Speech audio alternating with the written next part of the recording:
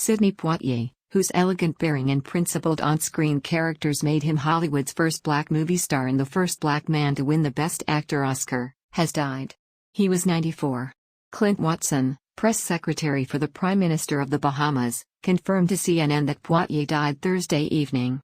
Poitier overcame an impoverished background in the Bahamas and softened his thick island accent to rise to the top of his profession at a time when prominent roles for black actors were rare. He won the Oscar for 1963's Lilies of the Field, in which he played an itinerant laborer who helps a group of white nuns build a chapel. Many of his best-known films explored racial tensions as Americans were grappling with social changes wrought by the civil rights movement.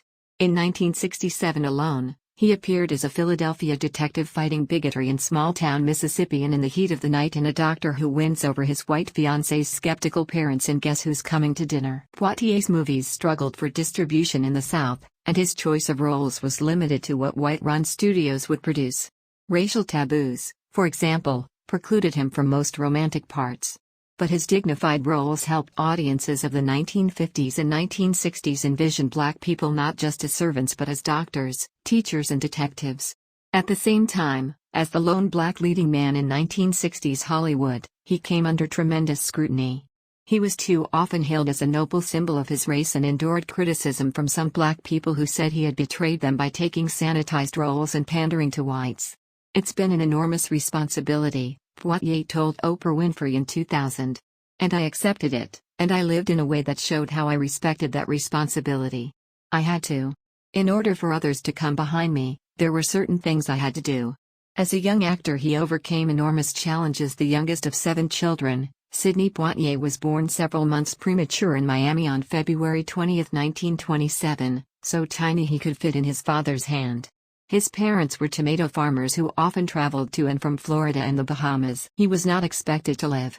His mother consulted a palm reader, who assuaged her fears. "The lady took her hand and started speaking to my mother. 'Don't worry about your son. He will survive,' Poitier told CBS News in 2013.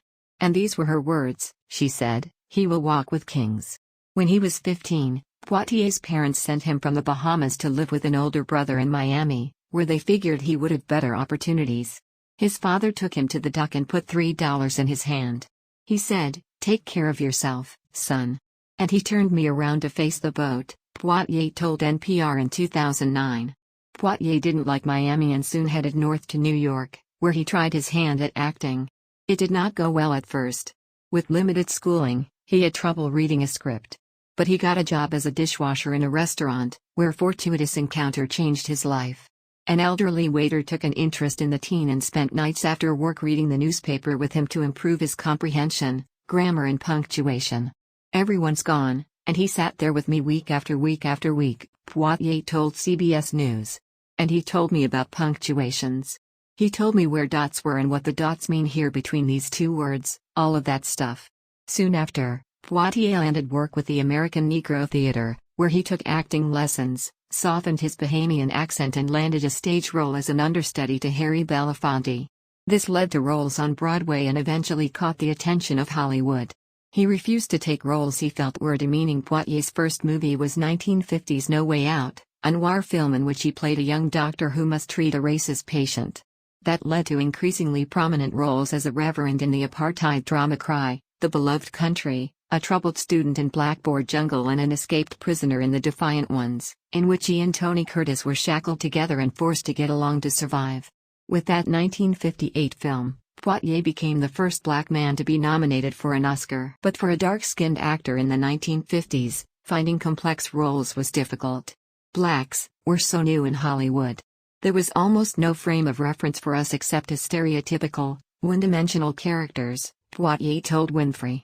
"I had in mind what was expected of me, not just what other blacks expected but what my mother and father expected. And what I expected of myself." Early on, Poitier made a conscious decision to reject roles that weren't consistent with his values or that reflected badly upon his race. He told Winfrey that as a struggling young actor, he turned down a role that paid $750 a week because he didn't like the character, a janitor who didn't respond after thugs killed his daughter and threw her body on his lawn. "I could not imagine playing that part. So I said to myself, that's not the kind of work I want. And I told my agent that I couldn't play the role," Poitier said. He said, "Why can't you play it?" There's nothing derogatory about it in racial terms, and I said, "I can't do it." He never understood. Still, by the late 1950s, Poitier was landing regular acting work. He appeared in the first Broadway production of A Raisin in the Sun in 1959 and starred in the movie version 2 years later. Then came Lilies of the Field, biblical epic The Grey.